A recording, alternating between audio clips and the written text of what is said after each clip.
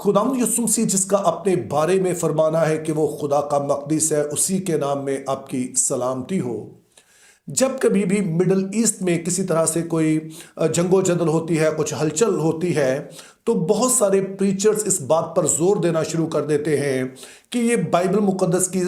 पेशगोइयाँ हैं जो कि पूरी हो रही हैं। और आम तौर पर जिन हवाला जात की वो बात करते हैं, इनका ताल्लुक असीरी के ज़माने से है। जैसे कि हम यिर्मयाह 49 बाब देखते हैं, या फिर हिजकिय्याह 38 और 39 बाब देखते हैं कि जहाँ पर जूज और माजूज का जिक्र है। लेकिन याद रहे कि यीशु मसीह जब से आसमान पर उठाए गए हैं, उसके बाद से बदतरीन जंगें हो चुकी हैं। जो कुछ अभी आप देख रहे हैं ये तो कुछ भी नहीं है, इंतहाई खौफनाक जंगें इससे पहले हो चुकी हैं। उनमें से एक दो की याद तो आज भी जहनों में ताज़ा है, यानी कि जंग अजीम अव्वल और जंग अजीम दोम। तो आज की वीडियो में हम एक ऐसे ही हवाले पर गौर करेंगे, यानी कि हिजकिय्याह उसका 38 और 39वां बाब, जिसमें जूज और माजूज का जिक्र है। और बाइबल मुक़द्दस के जो तफसीर के असूल हैं, जिनके तहत हम पूरी बाइबल को इंटरप्रेट करते हैं, उनकी रोशनी में इस वाले हवाले को समझने की कोशिश करेंगे। लेकिन इससे पहले कि हम इस हवाले को पढ़ें, दो तीन चीज़ें हैं जो आपने जहन में रखनी है। पहले नंबर पर कि जो हिजकिय्याह का ताल्लुक है वो असीरी के ज़माने से है, यानी कि जब बाबुल का बादशाह नबूकदनेस्सर यहूदी कौम को असीर करके अपने मुल्क में ले जाता है। और जब बनी इसराइल असीरी में गए तो इससे मुराद सिर्फ ये नहीं थे कि उनके मुआशी हालात ख़राब हो गए या वो सारा कुछ जो उन्हें इसराइल में मुयस्सर था वो नहीं मिल रहा था, क्योंकि हमें पता चलता है कि जब बनी इसराइल असीरी में गए तो वहाँ जाकर ये सेटल हो गए। और जब शाह फारस कोरस ने इन्हें इजाज़त दी कि वापस अपने मुल्क में जाएं, तो सिर्फ चंद हज़ार लोग ही वापस आए, ज़्यादातर वहीं पर रहे। और उसकी वजह ये थी कि वहाँ पर वो सेटल थे, वहाँ पर बड़ी अच्छी वो ज़िंदगी गुजार रहे थे। अलबत्ता ये बात तो है कि वहाँ पर वो ग़ुलामी की हालत में थे, लेकिन ये भी ज़हन में रहे कि अगरचे के बनी इसराइल असीरी से वापस आ गए, लेकिन उसके बावजूद ये शाह फारस कोरस के अंडर ही रहे, या दूसरे लफ्ज़ों में कि वो एक ग़ुलाम कौम के तौर पर ही रहे। तो इस तरह से असीरी का मतलब सिर्फ ये नहीं था कि उनके पास वसाइल नहीं रहे या फिर वो ग़ुलाम नहीं रहे, बल्कि उससे बढ़कर, जो सबसे बढ़कर उनके लिए मुश्किल थी, वो ये थी कि उनका ख्याल था कि खुदा ने अपनी हजूरी के लिए जो जो जगह चुनी है वो हैकल है, और हैकल जो कि यरूशलेम में है, और यरूशलेम जो मुल्क मौदा में, जो मुल्क कनान है, वहाँ पर है। तो इसीलिए वो समझते थे कि हम दरअसल खुदा की हजूरी से दूर हो गए हैं। और जब आप सलातीन की दूसरी किताब उसका 17 बाब पढ़ते हैं, जहाँ पर हमें बताया गया कि जो इसराइल है वो असीरी में जाता है, तो बार बार एक चीज़ दोहराई गई है कि चूंकि इसराइल ने खुदा का अहद तोड़ा, तो इसलिए खुदा ने उन्हें अपनी नज़र से दूर कर दिया। और इंग्लिश में आप पढ़ें तो वहाँ लिखा है God remove them from his presence, कि खुदा ने उन्हें अपनी हजूरी से दूर कर दिया। तो बनी इसराइल की असीरी का जो बुनियादी आइडिया है वो खुदा की हजूरी से निकाल दिया जाना है, ठीक उसी तरह से जैसे कि आदम को खुदा ने बाग़ अदन से निकाल दिया और यूँ वो खुदा की हजूरी से दूर हो गया। और फिर दूसरी बात याद रहे कि जो बाइबल मुक़द्दस में आखिर ज़माने या आखिरी दिनों का ताल्लुक है, वो सिर्फ इस दुनिया के जो आखिरी चंद साल होंगे उनसे नहीं है, बल्कि इससे मुराद यीशु मसीह की आमद अव्वल और आमद सानी के दरमियानी अरसा है। यानी कि जब यीशु मसीह पहली दफ़ा इस दुनिया में आए तो तब से आखिर ज़माना शुरू हो चुका है। और यही सबब है कि जब नए अहदनामे के आप मुसन्निफ़ीन को देखते हैं तो वो तो पहली सदी से कह रहे हैं कि ये आखिर ज़माना है। जैसे कि आप अमाल 2 बाब में देखते हैं कि जब रूहुल कुद्स का नज़ूल होता है तो वहाँ पर योएल नबी की नबूवत को कोट किया गया है कि आखिरी दिनों में यह होगा कि मैं अपना रूह तमाम फ़र्द बशर पर डालूंगा। और जाहिर है कि ये वाक़या 2000 साल पहले हुआ था कि जब रूहुल कुद्स नाज़िल हुआ, तो तब से हम देख रहे हैं कि आखिर ज़माना चल रहा है। तो इसलिए जब अहद अतीक में आप आखिरी दिन या आखिर ज़माने के बारे में पढ़ेंगे तो इससे मुराद यीशु मसीह की आमद अव्वल और आमद सानी का दरमियानी अरसा है। और तीसरे नंबर पर याद रहे कि जो रोया में किया गया कलाम है, इसका ताल्लुक अपोकलिप्टिक लिटरेचर से है, जिसको हम मुकाशफाती अदब कहते हैं। ये एक ख़ास किस्म का अदब होता था, ख़ास तरीके से ये पैगाम दिया जाता था, तस्वीरी शक्ल में पैगाम दिया जाता था, और इसके लिए अलामती ज़ुबान इस्तेमाल होती थी। مثال کے طور پر اگر ہم حزقیل کے ایک ہم اثر نبی کا ذکر کریں یعنی کہ یرمیہ کا، تو وہ رویا میں دیکھتا ہے کہ ایک دیگ ہے جو کہ ابل رہی ہے اور وہ بس انڈھیلی ہی جانے والی ہے، تو اس کے پیچھے پیغام یہ تھا کہ خدا کا غضب بھی اسی طرح سے ابل رہا ہے اور وہ اسرائیل پر انڈھیلا ہی جانے والا ہے، یعنی کہ خدا نے سچ میں کوئی بہت بڑی دیگ نہیں رکھی تھی جو ابل رہی تھی اور وہ خدا نے ان کے اوپر انڈھیل دی، بلکہ یہ صرف ایک علامت تھی۔ تو اب یہ 3 اہم آبزرویشنز ہیں جن کی روشنی میں آپ حزقیل کی کتاب کو بہتر طور پر سمجھ سکتے ہیں۔ تو سب سے پہلے تو آپ کو یہ پتا ہونا چاہیے کہ جو حزقیل کی کتاب کا کنٹینٹ کیا ہے، اس میں اوورآل لکھا کیا گیا ہے۔ تو ظاہر ہے ہمارے پاس اس ویڈیو میں ٹائم نہیں ہے کہ ہم بہت ڈیٹیلز میں جائیں، لیکن آپ اس کے خاکے پر غور کر سکتے ہیں کہ حزقیل کے جو پہلے باب سے لے کر 24واں باب تک ہے، اس میں خدا تعالیٰ ذکر کرتے ہیں کہ اسرائیل اپنے مسلسل گناہ کی وجہ سے اس کے عہد کو توڑ رہے ہیں، جس کا نتیجہ یہ ہے کہ خدا اب ان کی عدالت کرنے کو ہے، اور یہ عدالت 2 شکلوں میں ظاہر ہوگی۔ پہلے نمبر پر تو خدا کی حضوری ان سے الگ ہو جائے گی، جیسا کہ ہم دیکھتے ہیں کہ خدا کا جلال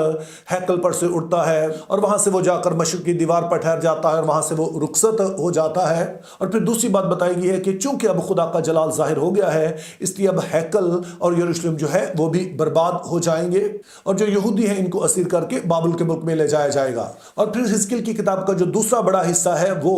ابواب 25 تا 32 پر مشتمل ہے، جس میں بتایا گیا کہ خدا نہ صرف جو یہودی ہیں، یہودی قوم ہے، انہی کی عدالت کرنے جا رہا ہے، بلکہ جو اسرائیل کے پڑوسی تھے، آس پاس کی قومیں تھیں جن کے ساتھ ان کے بارڈرز ملتے تھے، ان کی بھی وہ عدالت کرے گا، چونکہ جب اسرائیل اسیر ہو کر گیا تو ان ساری قوموں کی کوشش تھی کہ اب یہ اسرائیل کے اس ساری جو ملک ہے اس پر وہ قبضہ کر لیں، اس کو وہ لوٹ کا مال سمجھیں، تو اس لیے خدا ان کی بھی عدالت کرے گا، جو دوسرا بڑا حصہ ہے حزقیل کی کتاب میں۔ اور پھر تو حزقیل کی کتاب کا تیسرا اور آخری حصہ جو ہے وہ ابواب 33 سے 48 تک ہے، فرام چیپٹرز 33 to 48، اور اس میں اسرائیل کی، خدا کے لوگوں کی بحالی کا ذکر کیا گیا ہے، اور اس میں 2 اہم باتیں بتائی گئی ہیں۔ جو پہلی اہم بات بتائی گئی ہے وہ حزقیل 38 باب اور اس کی پہلی 3 آیات ہیں۔ تو آئیے پہلے ہم اسے پڑھتے ہیں، جس میں لکھا ہے، اور خداوند کا کلام مجھ پر نازل ہوا کہ اے آدم زاد، جوج کی طرف جو ماجوج کی سرزمین کا ہے اور روش اور مسک اور توبل کا فرما روا ہے متوجہ ہو اور اس کے خلاف نبوت کر اور کہہ کہ خداوند خدا یوں فرماتا ہے کہ دیکھ اے جوج، روش اور مسک اور توبل کے فرما روا، میں تیرا مخالف ہوں۔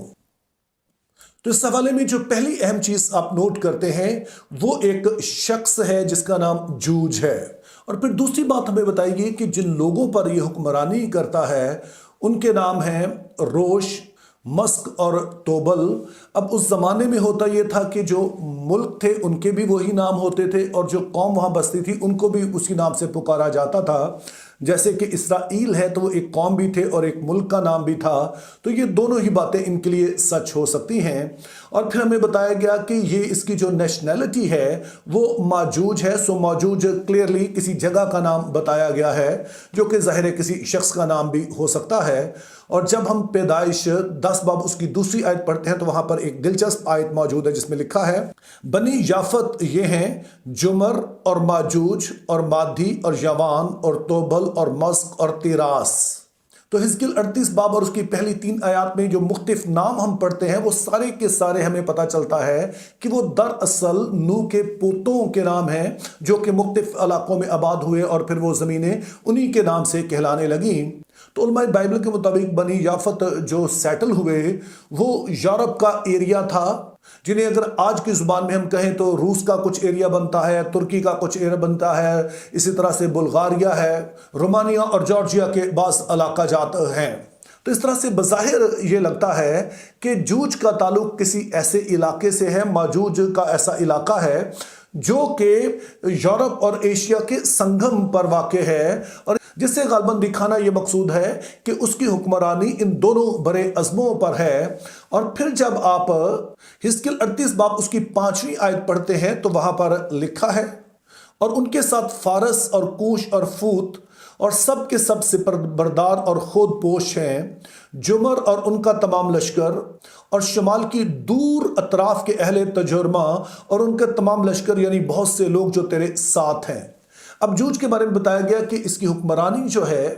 وہ یورپ اور ایشیا میں ہے، لیکن اس کے ساتھ جو اور لوگ شامل ہیں ان کا تعلق افریقہ سے ہے، جیسے کہ یہاں پر کوش کہا گیا ہے جو کہ ایتھوپیا ہے، اور اس طرح فوت جو کہا گیا ہے جو لیبیا ہے۔ تو اب ان سارے علاقوں میں دو باتیں بڑی اہم ہیں۔ نمبر ون، یہ سارے کے سارے علاقے وہ ہیں، یہ ساری کی ساری قومیں وہ ہیں جو اسرائیل سے بہت دور ہیں، یہ اس کے نزدیک نہیں ہیں، آس پاس نہیں ہیں، اور جیسے کہ ہم دیکھ چکے ہیں کہ آس پاس کی قوموں کی عدالت و خدا پہلے ہی کر چکا ہے جو اسرائیل کے دشمن آس پاس تھے، اور اب یہ ذکر ہو رہا ہے جو دور دراز کے علاقے کے دشمن ہیں اسرائیل کے۔ اور پھر دوسری اہم بات بتائی گئی ہے کہ ان سارے لوگوں کا تعلق تین بڑے اعظموں سے ہے، یعنی کہ جو ایشیا ہے، افریقہ ہے اور یورپ ہے، اور اس وقت یہی تین بڑے اعظم موجود تھے۔ تو یوں یہ سمجھیں کہ دور دراز کے لوگ ہیں اور پوری دنیا کے لوگ ہیں جو کہ اسرائیل کے خلاف اکٹھے ہوتے ہیں، لیکن اس کے باوجود بھی یہ اسرائیل پر غالب نہیں آتے ہیں بلکہ اسرائیل ان کو شکست دیتا ہے۔ یہ پہلی امپورٹنٹ بات ہے اس حوالے کو سمجھنے کے لیے جو آپ نے ذہن میں رکھنی ہے۔ اور پھر اس کے بعد کے ابواب میں ہیکل کا ذکر کیا گیا ہے، اور ذہن میں رہے کہ ہیکل سے مراد خدا کی حضوری ہے۔ ایک طرف تو ہم دیکھتے ہیں کہ دنیا بھر کی قومیں اکٹھی ہو کے آتی ہیں تاکہ اسرائیل کو اسیر کر کے لے جائیں، غلام بنا کے لے جائیں، لیکن اسرائیل غالب آتا ہے، اور دوسری طرف بتایا گیا کہ اب خدا کی حضوری ان کے درمیان پرماننٹ رہے گی۔ تو ان دو باتوں کو جب آپ ملاتے ہیں تو ایک بڑی ہی واضح تصویر سامنے آتی ہے کہ جب خدا اب اسرائیل کو بحال کرے گا تو دنیا کی کوئی بھی طاقت انہیں خدا کے حضور سے خارج نہیں کر پائے گی، بلکہ خدا کی حضوری مسلسل ان کے ساتھ رہے گی۔ تو اب آخری سوال ہمارے لیے پیدا ہوتا ہے کہ اس والی نبوت کی تکمیل کب ہوگی؟ تو اس کے لیے دو باتیں جو میں نے پہلے کہی تھی انہیں یاد رکھنا ہے کہ پہلے نمبر پر اسیری کا مطلب ہے، اسیری میں جانے کا مطلب ہے خدا کی حضوری سے دور ہو جانا، خدا کی نظر سے دور ہو جانا، اور دوسرے نمبر پر کہ اخیر زمانے سے مراد یسوع مسیح کی آمد اول سے لے کر آمد ثانی کے درمیانی عرصہ ہے۔ اور تیسری بات ہم نے دیکھی کہ جو رویا دی جاتی تھی اسے مکاشفاتی ادب کہا جاتا تھا کہ علامتی زبان میں دی جاتی تھی، اور ان ساری چیزوں کو سامنے رکھ کر آپ یسوع مسیح میں اس سب کچھ کو تکمیل پاتا دیکھتے ہیں۔ کیونکہ پہلے تو ہم دیکھتے ہیں کہ جب یسوع مسیح سے کوئی نشان مانگا گیا تو انہوں نے کہا کہ تم اس مقدس کو، اس ہیکل کو ڈھا دو تو میں 3 دن میں کھڑا کر دوں گا، اور وہ اپنی بات کر رہے تھے کہ میں وہ ہیکل ہوں جہاں پر خدا کی حضوری بسیرا کرتی ہے۔ تو اس لیے اب جہاں پر بھی خدا کے لوگ یسوع مسیح کے نام سے جمع ہوتے ہیں وہاں پر وہ موجود ہوتا ہے۔ تو خدا کی حضوری اب کسی پتھر کی بنی ہوئی کسی عمارت میں نہیں ہے، بلکہ خدا اپنے لوگوں میں بسیرا کرتا ہے۔ اور پھر یسوع مسیح کے ہمارے عوضی بننے کے سبب ہمارا خدا کے ساتھ جو رشتہ ہے وہ پرماننٹلی جڑ گیا ہے، کیونکہ خدا کے ساتھ جو ہمارا رشتہ ہے وہ ہماری وجہ سے نہیں جڑا بلکہ یسوع مسیح کی عوضی موت کے سبب سے، اس کا جو عوضی کفارہ ہے اس کے سبب سے جڑا ہے۔ اور جب تک ہم یسوع مسیح پر ایمان رکھتے ہیں، سچے دل سے ہم ایمان رکھتے ہیں، تب تک یہ رشتہ قائم رہتا ہے، ہم خدا کی حضوری میں رہتے ہیں، جس کا مطلب ہے کہ اب دنیا کی کوئی بھی طاقت ہمیں خدا کی حضوری سے الگ نہیں کر سکتی ہے۔ جیسے کہ مقدس پولس رومیو 8 باب اس کی 37 سے 39 آیت میں فرماتے ہیں، مگر ان سب حالتوں میں اس کے وسیلے سے جس نے ہم سے محبت کی ہم کو فتح سے بڑھ کر غلبہ حاصل ہوتا ہے، کیونکہ مجھ کو یقین ہے کہ خدا کی جو محبت ہمارے خداوند یسوع مسیح میں ہے اس سے ہم کو نہ موت جدا کر سکے گی، نہ زندگی، نہ فرشتے، نہ حکومتیں، نہ حال کی، نہ استقبال کی چیزیں، نہ قدرت، نہ بلندی، نہ پستی، اور نہ کوئی اور مخلوق۔ تو اس طرح سے میرے عزیزو یسوع مسیح جب خود دعویٰ کرتے ہیں کہ میں کسی چیز کو منسوخ کرنے نہیں بلکہ سبھی کچھ کو پورا کرنے آیا ہوں، تو اسی طرح سے حزقیل کی کتاب میں جو نبوت ہے، چاہے ان طاقتوں کے بارے میں ہوں جو کہ خدا کے لوگوں کو اس کی حضوری سے دور کرنا چاہتی ہیں، या फिर उस हैकल की बात हो जिसका जिक्र हम हिजकिय्याह की किताब में पढ़ते हैं, वो सब कुछ आकर मसीह यीशु में पूरा होता है। और यहाँ पर यह भी याद रहे कि बाइबल मुकद्दस को तारीख़ नजात कहा जाता है। तो इस तरह से बाइबल मुकद्दस में जो कुछ बताया गया है उसके पीछे वजह यह है कि हम खुदा तक पहुंचे, उसकी हजूरी में वापस आ सकें, ना कि ये कि किसके साथ जंग होगी। बाइबल मुकद्दस लिखे जाने का ये मकसद ही नहीं है। तो खुदा के लोग होने के नाते ये हमारा फर्ज है कि जब भी कहीं पर कोई जंग हो तो हम ज़रूर उसके लिए दुआ करें कि खुदा वहाँ पर अमन व अमान कायम करे। लेकिन हर जंग को, हर किसी वाक़े को ढूंढना शुरू कर देना कि बाइबल मुकद्दस में ये बयान किया गया है, तो बाइबल लिखे जाने का ये मकसद नहीं है। रही यीशु मसीह की आमद की बात, तो वो उन्होंने खुद बड़े वाज़े तौर पर बता दिया कि उनका आना चोर की मानिंद होगा, कि जब किसी को गुमान भी नहीं होगा। तो हमारा काम यह है कि हम यीशु मसीह पर अपने ईमान में कायम रहें, उसमें ग्रो करते रहें, ताकि जब कभी भी वो आए हम उसका इस्तकबाल कर सकें। लेकिन अगर हम ऐसा नहीं करेंगे तो फिर बाइबल मुकद्दस के हवाला जात को तोड़ मरोड़ कर हम पता नहीं कहाँ कहाँ फिट करने की कोशिश करेंगे। तो मेरी दुआ है कि खुदा हमें बाइबल मुकद्दस को उसी तरह से समझने का फजल दे, उसी मकसद के तहत समझने का फजल दे जिस मकसद के लिए ये लिखी गई है। Think biblically, live purposefully, have a very good day.